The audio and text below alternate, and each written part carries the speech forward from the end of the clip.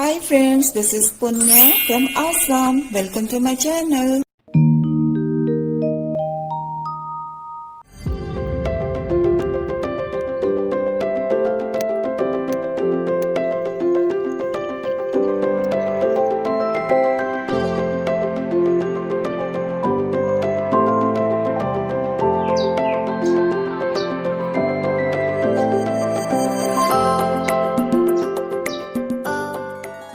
हाय दोस्तों।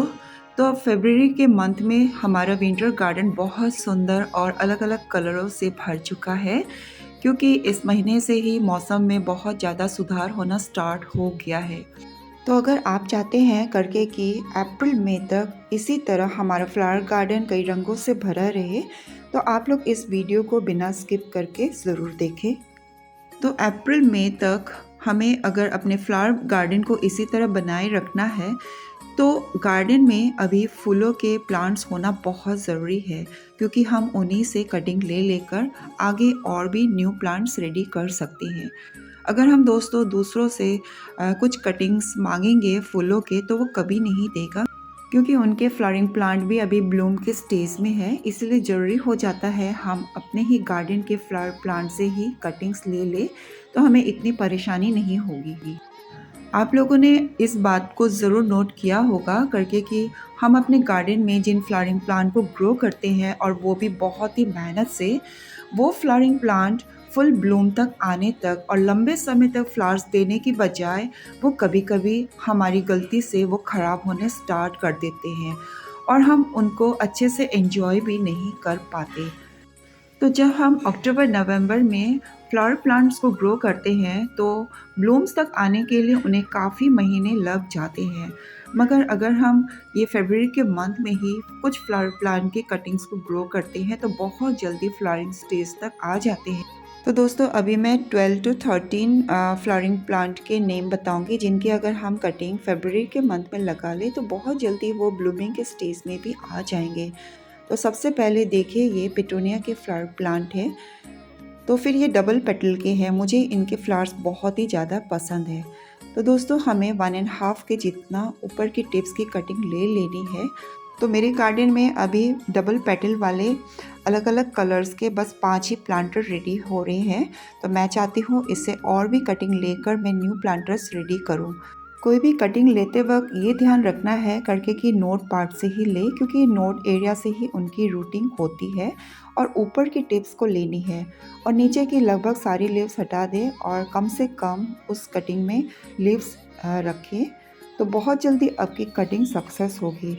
तो दोस्तों अभी मैं इम्पेशेंट फ्लावर प्लांट की कटिंग ले रही हूँ, क्योंकि ये बहुत जल्दी इनकी कटिंग सक्सेस होने के साथ साथ फ्लावरिंग स्टेज पे भी आ जाती हैं। तो इस तरह की कटिंग ले, उनके लीव्स हटा दे और ऊपर के फ्लावर्स भी हटा दे। बहुत ही कम इनमें ये लीव्स को रखें। जब भी आप कटिंग लें तो ध्यान रखें इसमें नोड पार्ट होना बहुत ज़रूरी है। जिस तरह से मैं इनके फ्लावर्स और बर्ड्स को हटा रही हूँ, आप लोग भी इस तरह से हटा लें। इम्पेशेंट के प्लांट में एक डिजीज़ है जिसका नाम है पाउडरी मिल्ड्यू। इसका अटैक होते ही हमारा प्लांट ख़राब हो जाता है, इसीलिए हमें इनकी कटिंग ग्रो करते रहना चाहिए। तो आप लोग बेगोनिया की कटिंग को भी अभी ग्रो कर सकते हैं। मैंने इसी साल इस प्लांट को ऐड किया है। तो ऊपर की ब्रांचेस की कटिंग मैं नहीं लूँगी, क्योंकि अभी वो उसमें बर्ड्स बन रहे हैं और फ्लावर्स भी आ रहे हैं। तो इसीलिए मैं नीचे की टिप्स की कटिंग ले रही हूँ, क्योंकि इसमें अभी बर्ड्स नहीं बने हैं। छोटी सी कटिंग ले नोट पार्ट से, और नीचे के लीव्स इसके भी हटा दे। तो इसके मैं 2-3 प्लांट्स रेडी करूँगी, क्योंकि अभी मेरे पास केवल 2 ही प्लांट है। तो देखिए इस तरह से कटिंग लेनी है। अगर ऊपर की भी लेंगे, अगर नीचे की भी लेंगे, कैसे भी कटिंग लो, तो बहुत जल्दी ये सक्सेस हो जाती है, और फ्लावर्स भी इनमें बहुत जल्दी आ जाएंगे। तो एनुअल क्रिसेंथम के फ्लावर्स भी बहुत सुंदर दिखते हैं, तो इसके भी आप लोग कटिंग्स लगा सकते हैं। ध्यान रखें कि हार्ड वाले स्टेम की कटिंग ना लें, ऊपर की टिप्स लें, और जितने भी बर्ड्स हैं उनको हटा दें, और ज़्यादातर इनके लीव्स को भी हटा दें, और नोट पार्ट्स का रहना बहुत ज़रूरी है। तो आप लोग सेलोसिया के प्लांट की भी कटिंग ले सकते हैं, मगर मैं नहीं लूँगी, क्योंकि मेरे गार्डन में इसके बहुत सारे प्लांट्स लगी हुई हैं। तो इनकी कटिंग बहुत जल्दी लग जाती है। और दोस्तों ये मैरीगोल्ड के फ्लावर्स को कौन नहीं पसंद करेगा, और सभी चाहते हैं कि गार्डन में बहुत ही लंबे समय तक ये बने रहे। तो मैं उन स्टेम की कटिंग नहीं लूँगी जिनमें फ्लावर्स आ रहे हैं। तो अगर हम नीचे ध्यान से देखें, कई ऐसे आपको स्टेम्स मिलेंगे जिनमें अभी बर्ड्स भी नहीं बने हैं या तो बिल्कुल ही छोटी-छोटी बर्ड्स आ रहे हैं।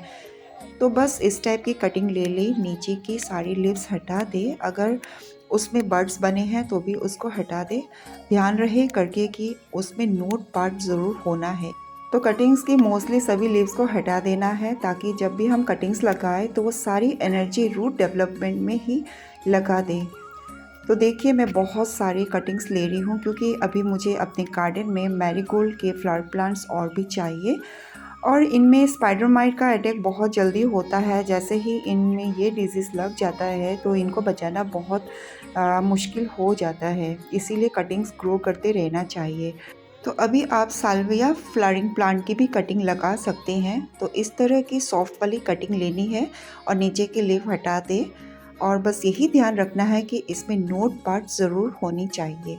तो दोस्तों अभी मैं ले रही हूँ ये डेंटिस्ट की कटिंग। आप लोगों ने देखा होगा मानसून डेज़ में जब हम कटिंग लगाते हैं, कटिंग ग्रो होने के बाद भी वो ख़राब हो जाती है, मगर इस समय अगर आप डेंटिस्ट की कटिंग लगाएंगे तो बहुत जल्दी सर्वाइव होती है। तो आप लोग ग्रो कर सकते हैं कलांचो की कटिंग।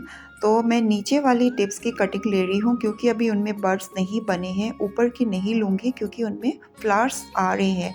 कुछ दिन पहले मैंने इनकी कटिंग को ज़मीन में लगाया था, देखिए इनमें रूट्स भी आ गई है।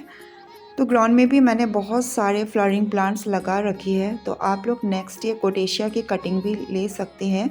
नीचे की सारी लीव्स आप हटा दें, ऊपर की सॉफ्ट कटिंग ले। मुझे यहाँ से कटिंग लेते वक्त बिल्कुल भी दुख नहीं लग रहा है क्योंकि अभी इनमें फ्लावर्स नहीं आए हैं। मैंने बहुत सारे कटिंग्स इस तरह ही मैंने रेडी कर रखे हैं। तो दोस्तों आप लोग कॉस्मोस के भी प्लांट की कटिंग ग्रो करेंगे तो बहुत जल्दी इनमें फ्लावर्स आ जाएंगे। तो नीचे की लीव्स हटा दें। बस आप लोगों ने ये ध्यान रखना है उसमें 1 या 2 नोट पार्ट ज़रूर रहनी चाहिए। तो मैंने कॉस्मोस के बहुत सारे प्लांट्स इस तरह से रेडी कर रखे हैं। तो आप लोगों को ये बात तो पता होगा करके कि नेस्टरशियम की भी कटिंग बहुत जल्दी सर्वाइव होती है। तो ऊपर की टिप्स को आप लोगों ने लेना है। मैंने इस तरह से और भी कई प्लांट्स मैंने रेडी कर रखे हैं। तो देखिए नोट पार्ट का होना बहुत ज़रूरी है।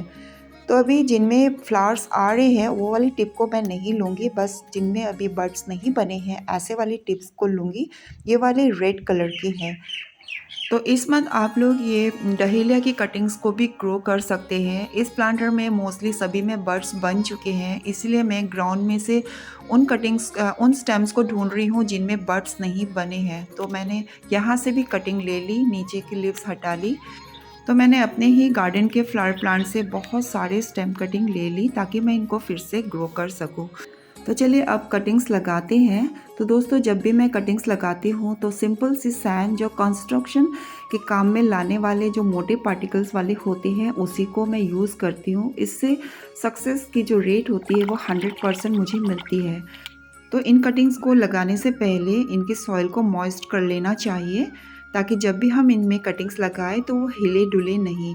तो मैंने एक मग पर 1 टीस्पून फंगिसाइड पाउडर को मिक्स करके इनकी वाटर को मैंने इसमें डाल के इनको मॉइस्ट कर लिया है। इन कटिंग्स की सक्सेस रेट को बढ़ाने के लिए आप लोग या तो रूटिंग हार्मोन को भी यूज़ कर सकते हैं या तो एलोवेरा जेल को भी। तो दोस्तों जब भी आप कटिंग्स लगाएं तो डायरेक्ट ना लगाएं, सबसे पहले वहाँ पर छोटे छोटे होल्स बना ले। अब इन कटिंग्स को एलोवेरा जेल लगाकर यहाँ पर मिट्टी में हल्के हाथों से दबा रही हूँ और कुछ कटिंग को मैं रूटिंग हार्मोन लगाकर भी लगा रही हूँ। कैसे भी लगाए, या तो आप एलोवेरा जेल को भी यूज़ कर सकते हैं या तो ये रूटिंग हार्मोन। तो अगर आपके पास दोनों नहीं है तो आप ये हनी को भी यूज़ कर सकते हैं। तो बहुत जल्दी इनकी रूट्स भी आ जाती है। बस ध्यान रखना है दोस्तों, आप लोगों ने पहले होल ज़रूर बना लेना है, नहीं तो इनके जो नोट पार्ट है डायरेक्ट आप लगाएंगे तो वो डैमेज हो जाएंगी। अब मैं दोस्तों एक ही प्लांटर में 3 बेगोनिया की कटिंग्स को लगा रही हूँ। बेगोनिया हमारे परमानेंट फ्लावरिंग प्लांट है, इसलिए इनकी कटिंग्स को ग्रो करते रहना चाहिए। बस कटिंग लगाते समय ये बात ध्यान रखना है कि जब भी हम कोई कटिंग लगाए डायरेक्ट न लगाए, सबसे पहले हमें छोटे छोटे होल बना लेने चाहिए।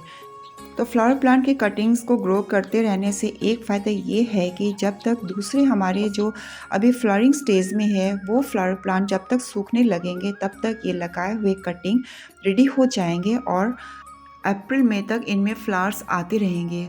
और जब तक हमारा समर गार्डन रेडी नहीं हो जाता है, हमने देखा है करके कि फूलों की कमी हमें महसूस होने लगती है। तो यही बेस्ट तरीका है कटिंग्स ग्रो करते रहना और लंबे समय तक इनमें जो विंटर फ्लावर प्लांट है उनमें फ्लावर्स पाते रहना। कॉस्मोस के तो मैंने इसी तरह बहुत सारे कटिंग्स लगा के बहुत सारे न्यू प्लांट्स रेडी कर लिए हैं। अब उनमें फूल भी आने स्टार्ट हो रही है। कई बार दोस्तों आपने ये देखा होगा जिन प्लांट को हमने बड़ी मेहनत से उनको ग्रो किया है, फ्लावर्स आने से पहले ही कुछ बीमारियां उनमें लग जाती है और हम उनको बचा नहीं सकते हैं और धीरे धीरे सूखने लगते हैं। तो कोशिश करना है वो प्लांट्स ख़राब होने से पहले ही उनकी कटिंग्स आप ले लें और उनको ग्रो कर दें। तो इस तरह से आप अपने फ्लावर प्लांट के ब्रीड को बचा सकते हैं और एक ही प्लांट से हज़ारों प्लांट्स आप रेडी कर सकते हैं। तो दोस्तों इस तरह से हम कटिंग्स लगाकर लंबे समय तक इनमें फ्लावर्स पा सकते हैं। तो आज की वीडियो आप लोगों को कैसी लगी? वीडियो अच्छी लगी तो वीडियो को लाइक एंड चैनल को सब्सक्राइब करना ना भूलिए। तो अपने और अपने गार्डन का ढेर सारा ख्याल रखिए दोस्तों। Keep gardening, happy gardening, bye bye.